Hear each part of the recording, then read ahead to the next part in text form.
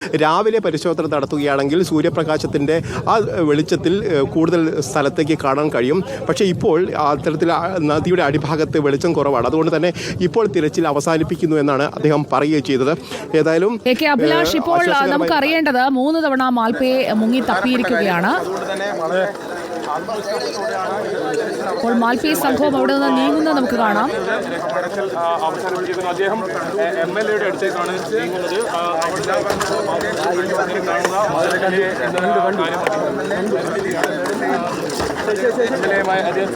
അതിനുശേഷമായി അദ്ദേഹം നമ്മോട് കാര്യങ്ങൾ സംസാരിക്കുന്നത്. ഇന്നത്തെ തരത്തിലൂടെ MLA-യുമായി സതീഷ് കൃഷ്ണസേനുമായി അദ്ദേഹം സംസാരിക്കുകയാണ്.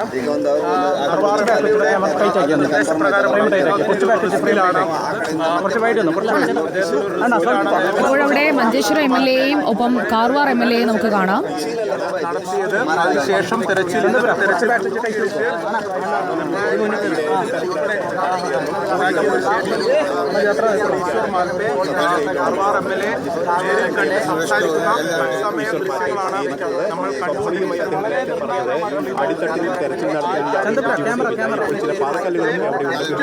പരിശോധിക്കാൻ കഴിയുന്ന ഒരു സാഹചര്യം കൂടിയാണ് ഉള്ളത് എന്നാണ്.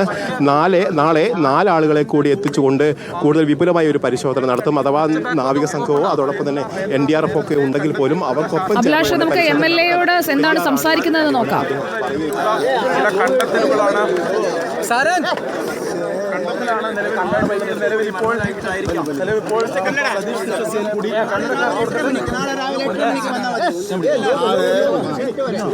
ನಾಳೆ 8 ಪುನಃ ಸ್ಟಾರ್ಟ್ ಮಾಡ್ತೇವೆ.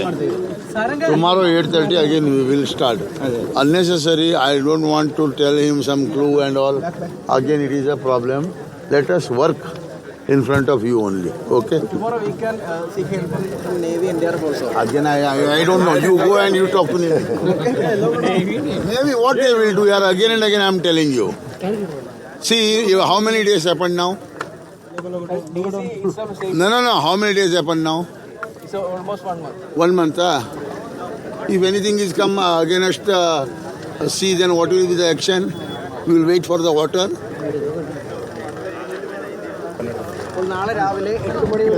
നാളെ രാവിലെ 8:30 തന്നെ പരിശോധന പുനരാരംഭിക്കാൻ കഴിയും. NDRF-ന്റെയും അതോടൊപ്പം തന്നെ SDRF-ന്റെയും അംഗങ്ങൾ ഇതിന്റെ ഭാഗമായിട്ടുണ്ടാകും എന്നുള്ള കാര്യമാണ് അദ്ദേഹം പറയുകയും ചെയ്തത്.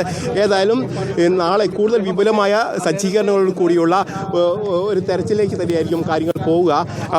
ഈ കാണുന്ന ഭാഗങ്ങളാണ്, ഈ 3 ഭാഗങ്ങളാണ് ഇപ്പോൾ തെരച്ചിൽ ഈശ്വർ മാൽപ്പയുടെ തെരച്ചിൽ കണ്ടെത്തിയിരിക്കുന്നത്. ഇതിൽ ഈ ജാക്കി ഈ വാഹനത്തിന്, അതായത് അർജുൻ്റെ വാഹനത്തിനൊപ്പം ഉണ്ടായിരുന്നതാണ് എന്ന് മനാഫ് തന്നെ സ്ഥിരീകരിക്കുകയും ചെയ്തിട്ടുണ്ട്. അതോടൊപ്പം തന്നെ മറ്റൊരു ഇരുമ്പിൻ്റെ ഭാഗം കൂടിയുണ്ട്. ഇതും ലോറിയുടെ ഭാഗമാണെന്ന് ഉറപ്പാണ്. ഇത് മനാഫ് വന്നാൽ മാത്രമേ ഇത് മനാഫിൻ്റെ ലോറിയുടെ ഭാഗങ്ങളാണോ എന്നുള്ളൊരു സ്ഥിരീകരണം ലഭ്യമാവുകയുള്ളൂ.